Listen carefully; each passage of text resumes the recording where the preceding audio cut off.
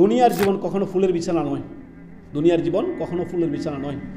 আপনার আমার বিপদ আপদ আসতেই পারে।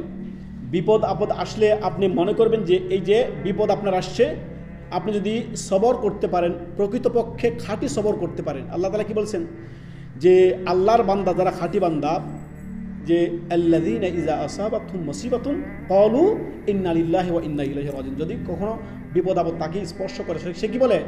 নিশ্চয়ই ইন্না লিল্লাহি ওয়া ইন্না ইলাইহি রাজিউন, আমি আল্লাহর জন্য, আমরা সবাই আল্লাহর এবং আল্লাহর দিকে আমরা প্রত্যাবর্তন করব।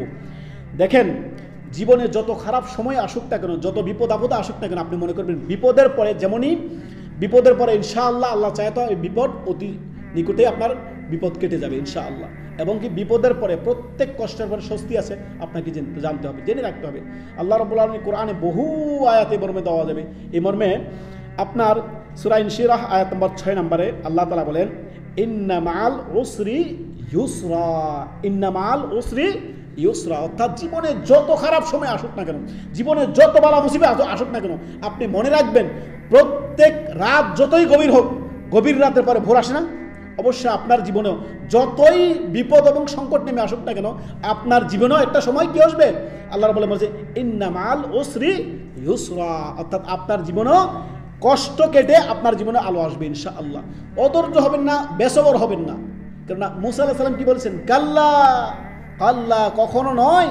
মুসা আলাইহিস সালামের বিপদ কি ছিল? পিছে ফেরাউন, এদিক দিয়ে তার মুসা আলাইহিস সালামের হাওয়ারিরা মুসা আলাইহিস সালামের সাথে ছিলেন। মুসা আলাইহিস সালাম কি বলছিলেন? আপনার সূরা আপনার শুআরার আয়াত নম্বর 62 আল্লাহ তাআলা কি বলেন? মুসা আলাইহিস সালাম বলছিলেন, কাল্লা ইন্না মাইয়া রাব্বি সায়াহদি, আমার রব আমার সাথে আছেন, কখনো আমার রব আমাকে একা ছেড়ে দিবেন না। আমার রব বিপদ যত বড় হোক, আমার রব আমাকে রক্ষা করবেন, আমাকে উদ্ধার করবেন। আমার জন্য আমার রবে যথেষ্ট হবেন, আমার রব আমাকে রাস্তা বলে দিবেন যে কি করা। অতএব বিপদ যতই আসুক না কেন, অধৈর্য হবেন না, সবর সবসময় ধৈর্য রাখবেন, সবর রাখবেন এবং আল্লাহর উপর তাওয়াক্কুল করবেন, দেখবেন বিপদ এমনি কেটে যাবে। আল্লাহ সফলতা, যে কোনো সফলতার জন্য, দুনিয়া হোক আর দিন হোক, সফলতার জন্য আপনাকে জান্নাত পাওয়ার জন্য যেমন মেহনত পরিশ্রম করতে হবে, দুনিয়া যারা করে, দুনিয়া ইনকাম যারা করে, তাদেরও অনেক মেহনত করতে হয়, তাই না? তো মেহনতের ফল একদিনে আসে না, আপনাকে ধৈর্য ধারণ করতে হবে, সবর করতে হবে, মেহনতে লেগে থাকতে হবে, প্রচেষ্টা চালিয়ে যেতে হবে, আল্লাহর উপর ভরসা করতে হবে। দুনিয়া করেন কিংবা দিন করেন, উভয়টার মধ্যে আপনাকে লেগে থাকতে হবে এবং কি ধৈর্য হারা হলে হবে না। প্রত্যেক সফলতার পিছনে বিশাল বড় এক কাহিনী থাকে। অতএব আপনি একদিনে সফলতা পাবেন না, একদিনে সফলতা কখনো আসে না। আর দুঃখ কষ্ট একদিনে দূরবর্তী হয় না, দুঃখ কষ্ট দূরবর্তী হতেও সময় লাগে। অতএব আপনাকে সময় দিতে হবে, সবর করতে হবে, ধৈর্য ধারণ করতে হবে। যার কাছে টাকা পয়সা ধন দৌলত অনেক বেশি আছে, সে প্রকৃতপক্ষে ধনী নয়।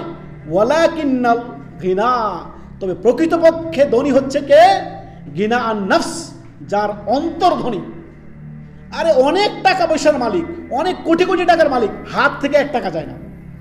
এত সম্পদের মালিক, অট্টালিকার মালিক, টাকা পয়সা দিনে রাতে প্রতিযোগিতা করছে দুনিয়া ইনকাম করার জন্য, তাকাফুর তাকাফুর, ছুটছে, তবে কৃপণ, হাত থেকে 1 টাকা খোলে না। এইভাবে একটা ধরে রাখছে টাকাকে। তো সে কি প্রকৃত ধনী? তার অন্তর শান্তি নাই, অন্তরের মধ্যে অশান্তি, কোনো কানাত নাই, পরিতুষ্টি নাই। অথচ অন্যদিকে দেখেন, একজন হুজুর বা একজন দিনদার মানুষ অল্প কিছু ইনকাম, আয় উপার্জন করে, এই আয় উপার্জন সে আলহামদুলিল্লাহ রাব্বিল আলামিন, আল্লাহর প্রশংসা তার শেষ নাই, কানাতের শেষ নাই। তার অন্তর কত ধনী, সে আল্লাহর কত শুকরিয়া আদায় করতেছে, সর্বদা বলছে আলহামদুলিল্লাহ রাব্বিল আলামিন।